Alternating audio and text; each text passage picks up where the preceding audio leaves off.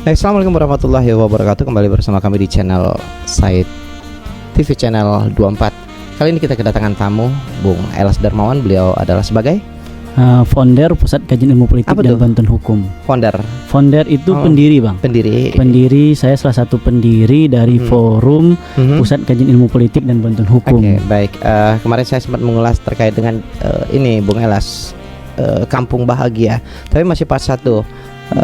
Ketika itu akan dimunculkan di tahun 2025 itu sangat tidak mungkin sekali karena sudah dilakukan pembahasan di tahun 2024. Menurut Anda seperti apa, Bung Elas? Jadi begini, Bang. Ya. Sebelum jauh kita melangkah tentang program Kampung Bahagia, Ya. saya ingin coba di forum kesempatan ini menjelaskan apa dan tujuan maksud Pusat Kajian Ilmu Politik dan Bantuan Hukum dalam momentum Pesta Rakyat 2024.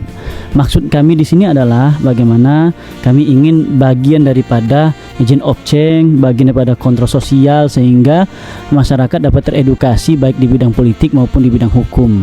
Nah, sehingga masyarakat tahu itu maksud dan tujuan politik itu apa sih sebenarnya gitu. Itu awalnya, Bang. Yang pasti kami akan sampaikan kepada masyarakat banyak. Kalau bicara tentang Kampung Bahagia, nah Puskapkum sudah memberikan statement di awal bahwasanya Puskapkum tetap kokoh pendirian pada pendapat Profesor Miriam Budiarjo di dalam buku ilmu dasar-dasar ilmu politik. Itu saya dulu belajar di semester 3 bahwasanya tujuan politik itu ada 2, satu mensejahterakan, yang kedua mencerdaskan. Sehingga menurut saya sebaiknya yang perlu dikaji lagi oleh pengamat-pengamat politik, oleh akademisi, oleh praktisi itu adalah bagaimana program itu berpihak pada kepentingan banyak orang. Dan Anda melihat program ini berpihak pada kepentingan banyak orang? Saya berpihak kalau hari ini kan baru yang menjadi isu adalah program 100 juta untuk 1 RT. Anda yakin itu dapat terlaksana? Saya yakin karena saya langsung kemarin berdiskusi kepada orang yang memberikan mengajukan keberaniannya untuk memberikan program 100 juta per 1 RT. Saya yakin itu terlaksana. Karena apa? Karena dasarnya sesuai dengan pendapat filosofis, sesuai dengan pendapat yuridis, sesuai dengan pendapat sosiologis. Artinya logis itu program untuk dilaksanakan di masanya wali kota yang secara baru. yuridis berarti harus ada regulasi yang mengatur melalui peraturan wali kota ke depannya. Seperti itu, Bung Elas. Betul. Itu melalui perwal. Anda melihat nanti ada sesuatu yang kemungkinan nanti terjadi dengan kemampuan kualitas SDM. Maaf, tanda kutip, tidak semua ketua RT kita memiliki kemampuan pengelolaan keuangan. Nah, khawatir nggak Bung Elas nih terkait dengan pelaporan? Iya. Untuk itu saya kan sudah jelas menyampaikan statement. Ada salah satu pengamat menyampaikan bahwa program yang diwacanakan itu adalah program yang didasari oleh mimpi belaka. Artinya tidak mungkin akan terjadi, akan dapat masalah sosial, dapat masalah hukum, dan masalah politik.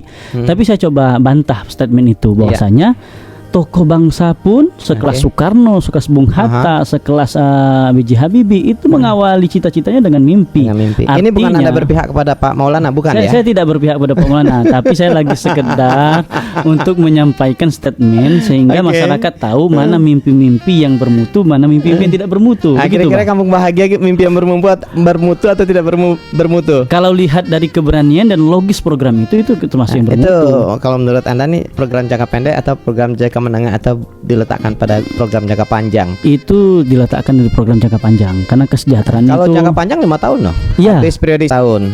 Artinya begini, Bang. Maksud saya adalah program ini tidak bisa dilaksanakan setelah langsung duduk itu langsung dilaksanakan. Tidak begitu. Itu program jangka pendek. Jangka pendek. Nah, artinya ini program dibuat di jangka menengah sampai jangka panjang. Artinya ini program yang bisa dilanjutkan nanti. Ada kemungkinan di akhir tahun 2025 di APBD perubahan program ini bisa masuk? Ada kemungkinan di tahun 2005 karena pembahasan 2025. Karena di tahun 2024 ini anggarannya dibahas di sebelum Tapi tahun Anda tidak lalu. bicara atas nama Pak Maulana ini ya? Saya tidak bicara atas apalagi tidak bicara atas nama tim ya? Atas nama tim, betul. Saya bicara atas nama founder Pusat Kajian Ilmu Politik dan Bantuan Hukum. Harus bersifat netral. Ya, bersifat netral. Oke, baik. Tujuan saya bagaimana politik hari ini Kota Jambi sudah entitas pada politik yang mengedukasi masyarakat. Nah, termasuk dialog kita hari ini juga mengedukasi masyarakat dong. Iya, ya tentu Bang, ya tentu, karena memang dialog kita hari ini kita ingin masyarakat di Kota Jambi itu punya satu indikator penilaian terhadap program-program kandidat hari ini. Dasar filosofisnya itu adalah ya akademisi yang dapat mencerdaskan masyarakat banyak. Oke, tadi yang terkait dengan regulasi nih, Anda yakin tidak nantinya Ketua RT apabila ini berjalan mampu membuat sebuah pelaporan pertanggungjawaban? Saya yakin, karena memang program ini dilaksanakan tidak juga ujug-ujug diberikan kepada Pak RT, tapi kita ada bimbingan teknis begitu, sehingga mereka dapat tahu dan bagaimana cara pengelolaan dana yang kita gelontorkan. Ada kemungkinan pendampingan dari aparat ASN? Tentu, menurut saya tentu. Menurut saya semestinya program ini juga didampingi oleh ahli-ahli untuk mendampingi Pak RT dalam pengelolaan dana ini. Oke, baik. Terima kasih Bung Elas. Dan kita tahu tadi apa yang disampaikan oleh Ketua Pusbakum ya, founder ya. Puskapkum, Pusat Kajian Ilmu Politik dan Bantuan Hukum. Dan disampaikan bahwa terkait dengan regulasi dan memang harus ada bimbingan teknis, di mana bimbingan teknis ini untuk memberikan pembekalan kepada seluruh ketua RT sebelum pelaksanaan kegiatan berjalan.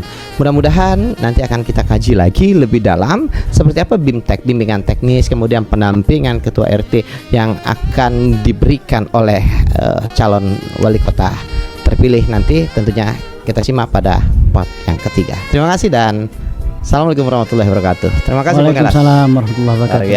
Terima kasih. Top ya.